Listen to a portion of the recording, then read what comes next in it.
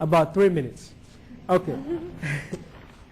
There's a lot more I want to say, but as a writer, I believe that some of the ways to say things is perhaps reading something. So I'm going to read a very short story, which would reach that particular time.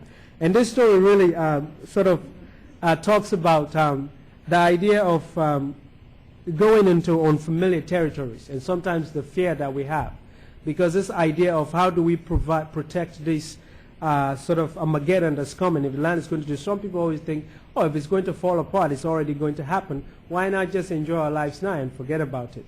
So we need to change that discourse and show people that, no, there's some things that can be done to repair that. There's some things that each of us can do on our daily basis. So this story basically illustrates the idea of risk as discovery, as freedom from fear of the unknown, and the possibility of living in a provision of hope in otherwise hopeless situations. And also the only way that life can progress in a meaningful way is by taking risk and reaching unfamiliar places. So this story is called Weeping Unfamiliar Tears. And it was published in an anthology actually called Rescuing Fire from Rain. Here it goes. Long ago, when there was no day or night, when the wind was only felt and not heard, there lived the people who walked and flew. They didn't have sight, and it wasn't out of blindness. They chose to tie their eyelids with soft ropes as soon as their innocence was washed away with age, which happened before a child could talk.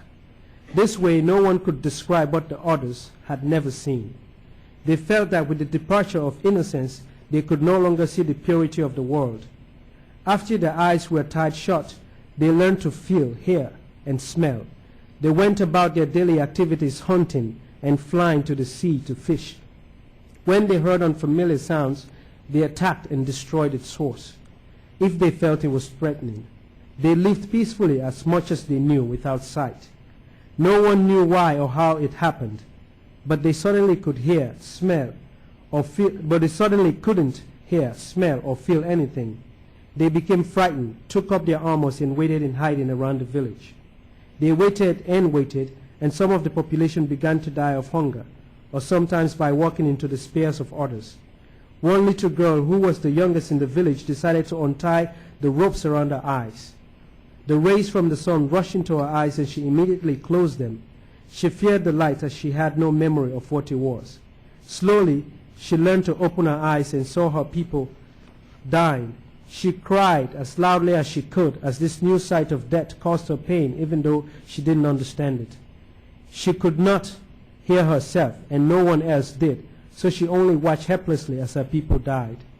She cried for days and then started hearing herself, and slowly her people began to hear her as well. She started to sing in her lamentation, calling the names of people and also describing what she was seeing. The sun, its rays, its setting, the night, the stars.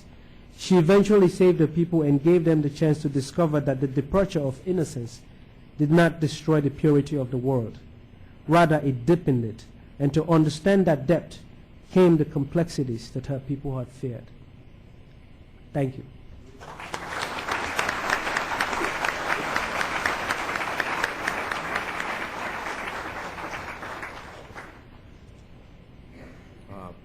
Jessica Mendez is going to walk around with a microphone, and we're going to open it up to some questions and comments for our panel.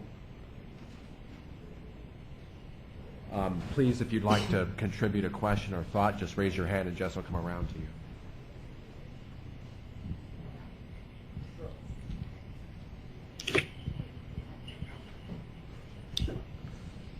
That's great. Good evening. Thank you all for your comments tonight. This is a quick comment, I guess, to Jake, and perhaps others